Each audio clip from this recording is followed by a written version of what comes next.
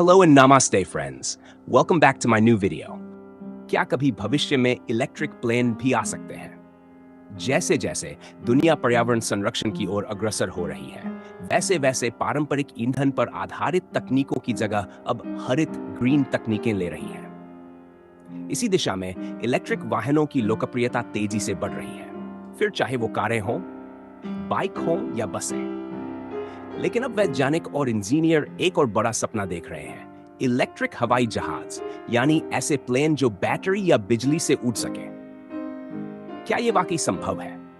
इस विचार पर आज पूरी दुनिया के वैज्ञानिक काम कर रहे हैं और इसके कुछ सफल परीक्षण भी हो चुके हैं। इलेक्ट्रिक प्लेन की जरूरत क्यों है?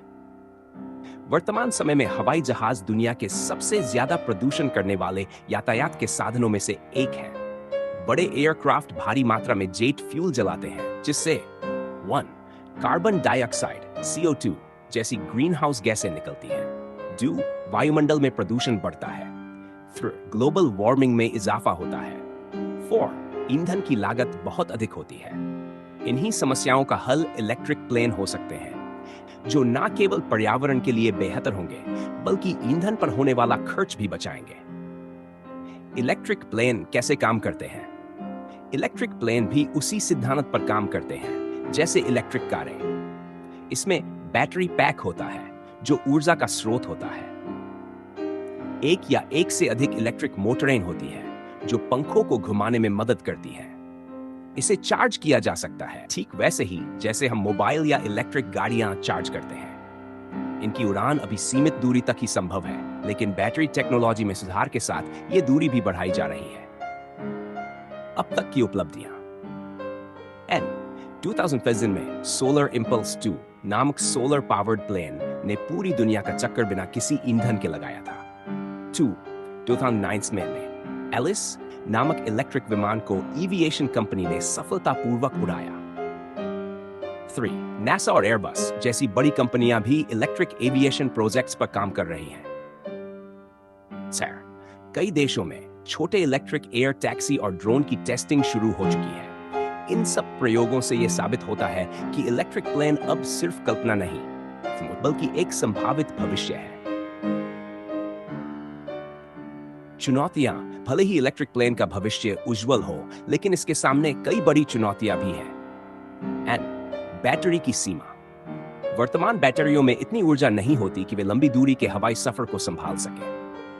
बैटरी का वजन बहुत ज्यादा होता है, जिससे एयरक्राफ्ट भारी हो जाता है। 3. Charging infrastructure. अभी एयरपोर्ट पर बड़े इलेक्ट्रिक प्लेन चार्ज करने की व्यवस्था नहीं है। सेफ्टी। इलेक्ट्रिक मोटर या बैटरी में आग लगने जैसी सुरक्षा चिंताएं बनी रहती हैं। विकास लागत। रिसर्च और डेवलपमेंट में बहुत अधिक खर्च होता है। इन समस्याओं का हल निकाला जा रहा है, लेकिन इसमें समय लग सकता है। भविष्य की संभावनाएं। तक कई कंपनियां छोटे और मध्यम दूरी के इलेक्ट्रिक प्लेन बाजार में लाने का दावा कर रही हैं। शहरों के बीच पाइसाइटुड की दूरी तय करने के लिए ये काफी उपयोगी हो सकते हैं। 3. एयर टैक्सी और ड्रोन्स जैसे प्रयोग पहले शुरू होंगे, फिर बड़े पैमाने पर कमर्शियल एयरक्राफ्ट विकसित किए जाएंगे।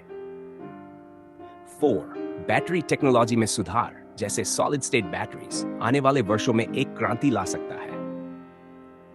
हाइब्रिड प्लेन, जिनमें आंशिक रूप से फ्यूल और आंशिक रूप से बिजली का उपयोग हो, भी एक मध्यवर्ती समाधान हो सकते हैं।